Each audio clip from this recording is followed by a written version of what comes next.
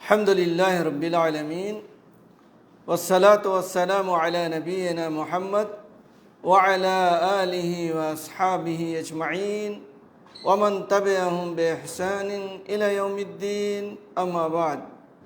محترم ناظرین، السلام علیکم ورحمۃ اللہ وبرکاتہ۔ آج کی اس نشست کا موضوع ہے اعمال کے اندر نیت کی اہمیت۔ اگر ہم جو کچھ عمل کرتے ہیں اگر نیت نہیں ہے تو پھر اس عمل کا کوئی فائدہ نہیں ہے، تعب ہے، تھکان ہے، پریشانی ہے، لیکن ہم نے نیت کر لی، کوئی بھی عمل کر رہے ہیں ہم اس میں اچھی نیت کرتے ہیں تو اس کا اجر و ثواب ہے، اس کا بہترین بدلہ ہے۔ لیکن ہم عمل کرتے جا رہے ہیں لیکن کوئی نیت نہیں ہے، بس ایسے ہی کر رہے ہیں کوئی بھی عمل، تو پھر اس میں تعب ہے، اس میں تھکان ہے، اس میں پریشانی ہے، لیکن اجر و ثواب نہیں ہے۔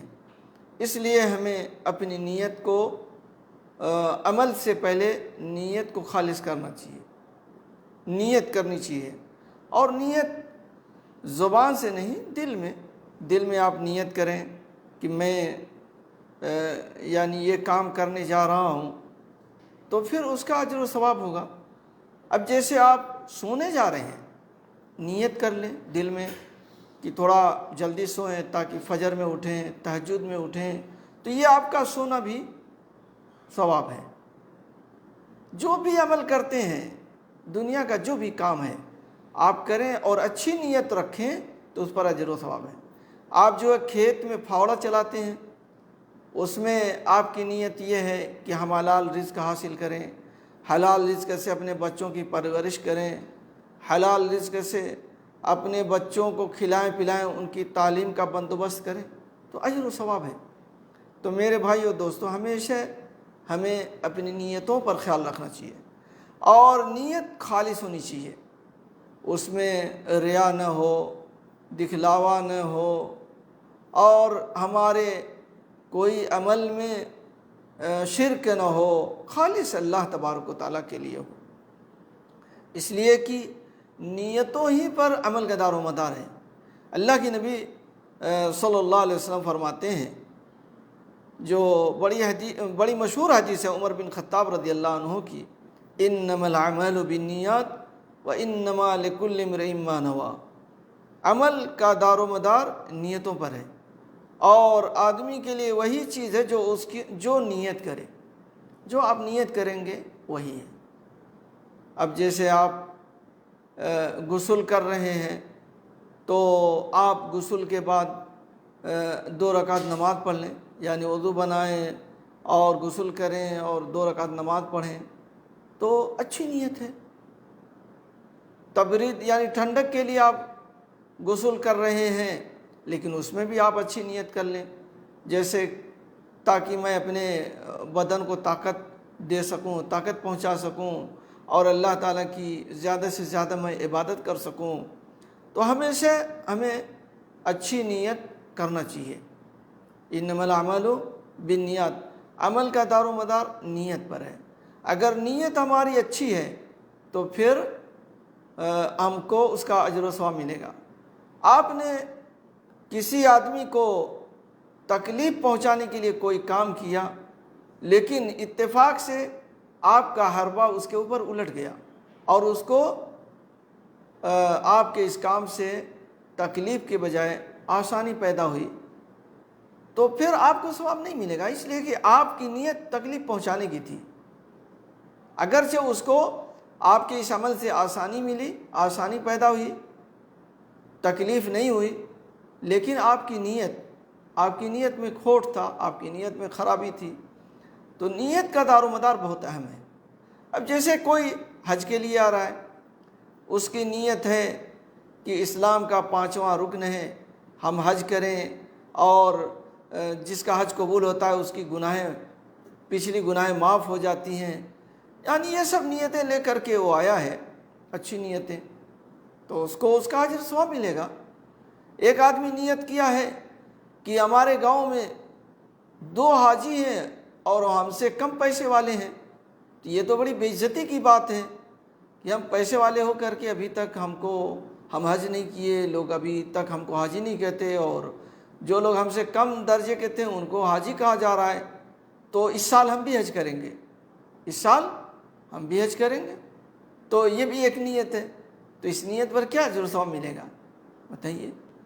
پیسہ اتنا ہی لگ رہا ہے، محنت اتنی ہی لگ رہی ہے جتنے اور حاجیوں کی لگ رہی ہے، جتنے اور لوگوں کی لگ رہی ہے، لیکن اجر و ثواب نہیں ملے گا، اس لیے کہ اس کی نیت اچھی نہیں ہے۔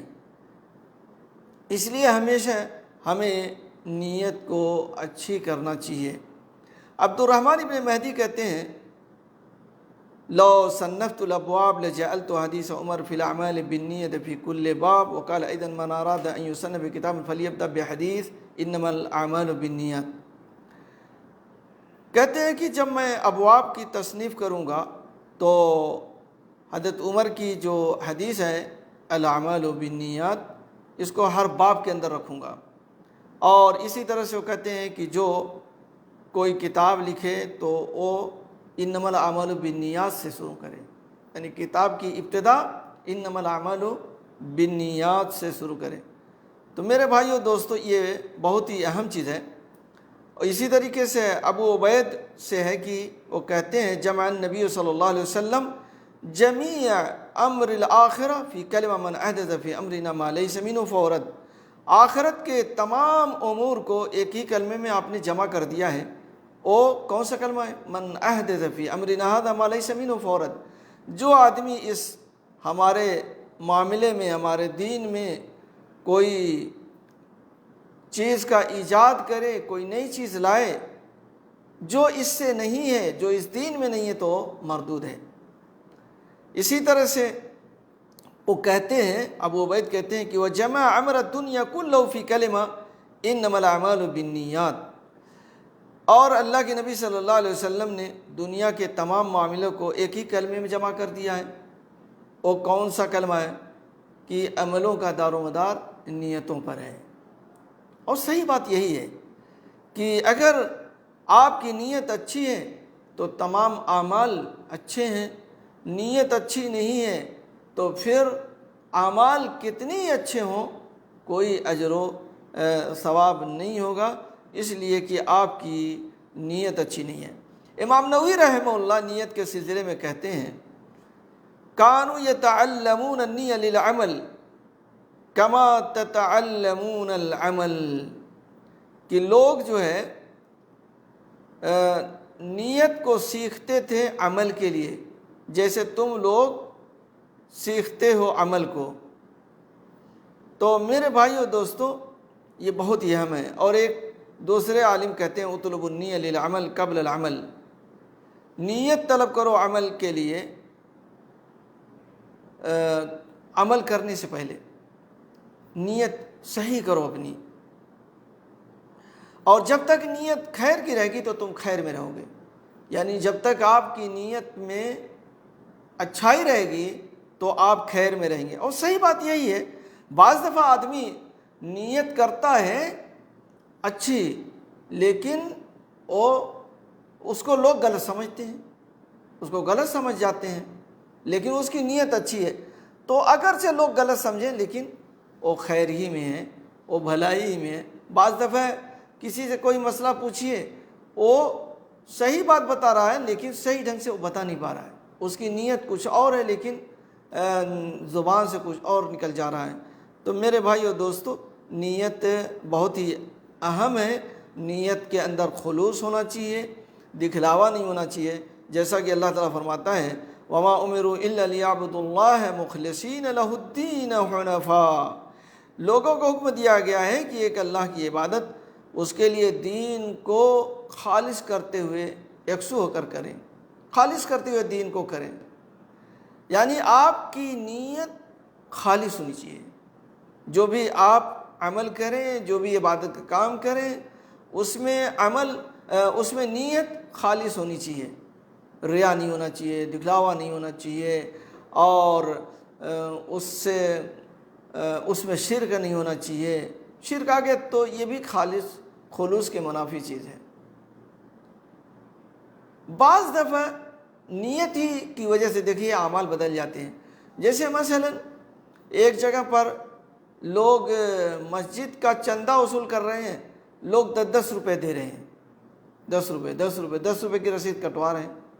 ایک آدمی آیا کہتا ہے کہ یار یہ تو غلط ہے، یہ لوگ تو زیادہ دینے کے قابل ہیں لیکن صرف 10 روپے دے رہے ہیں.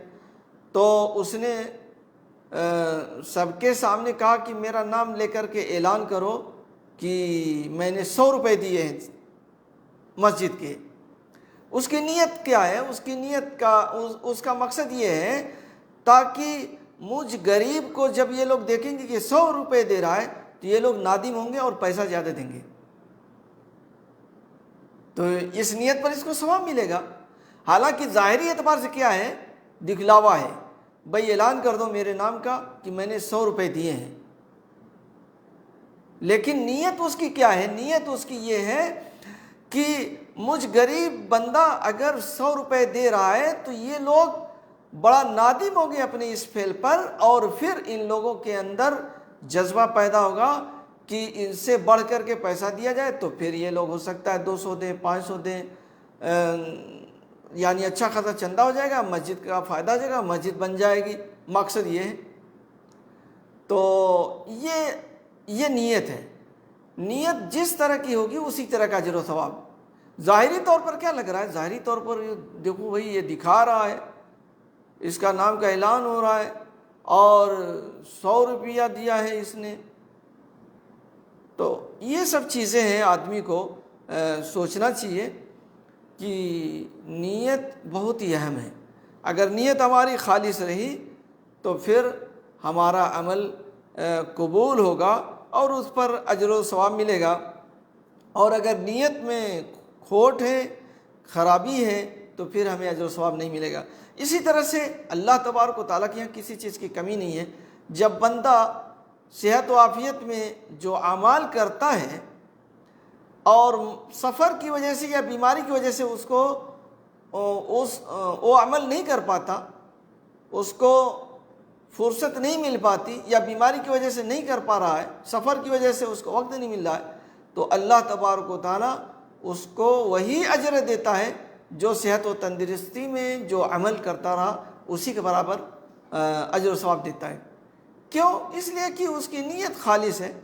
ابھی وہ چاہتا ہے عبادت کرنا لیکن سفر کی وجہ سے نہیں کر پا رہا ہے یا بیماری کی وجہ سے نہیں کر پا رہا ہے، تو اللہ تبارک و تعالیٰ اس کو وہی اجر و ثواب دیتا ہے. اسی طرح سے اللہ کے نبی صلی اللہ علیہ وسلم نے ایک بار فرمایا، وعن جابر قال كنا مع النبي صلى الله عليه وسلم في غزاة فقال إن بالمدينة لرجالا ما سرتم مسيرا ولا قطعتم واد إلا كانوا معكم حبسهم المرض رواه مسلم وفي رواية حبسهم العذر. یعنی اللہ کے نبی صلی اللہ علیہ وسلم ایک غزوے کے اندر فرما رہے ہیں کہ مدینے میں کچھ لوگ ہیں جن کو عذر نے روک دیا ہے یا مرض نے روک دیا ہے، جو آپ کے ساتھ نہیں چل سکتے. آپ جو راستہ طے کر رہے ہیں وہ راستہ نہیں طے کر سکتے، جو وادیاں آپ طے کر رہے ہیں وہ نہیں طے کر سکتے، ان کو عذر نے اور مرض نے روک دیا ہے. تو اللہ کے نبی صلی اللہ علیہ وسلم فرماتے ہیں کہ وہ لوگ تمہارے ساتھ ہیں، یعنی نیکیوں میں، بھلائیوں میں وہ تمہارے ساتھ ہیں. جو کچھ بھلائی تمہیں ملنے والی ہے ان کو بھی ملے گی، جو نیکیاں تمہیں ملیں گی ان کو بھی ملیں گی. تو میرے بھائیوں، عزیز دوستو، یہ ہے نیت ہے ان کے اندر نکلنے کی. غزوے میں نکلنا کتنا اہم کام ہے. لمبا سفر، پریشانی سفر کی، دھوپ، بھوک و پیاس، لیکن مرض نے یا عذر نے ان کو روک دیا. تو اللہ تبارک و تعالیٰ ان کی نیتوں کو جانتا ہے، اس لیے ان کی نیتوں پر ان کو اجر و ثواب دے گا. اس لیے میرے بھائیو دوستو، نیت بہت اہم ہے. نیتوں کا ہمیں خیال کرنا چاہیے اور اپنی نیت کو صحیح کرنی چاہیے. اللہ تعالیٰ سے دعا ہے کہ اللہ تعالیٰ ہم لوگوں کو نیک عمل کی توفیق عطا فرمائے. آمین. وآخر دعوانا ان الحمد للہ رب العالمین وصلی اللہ علی نبینا محمد وعلی آلہ واصحابہ اجمعین.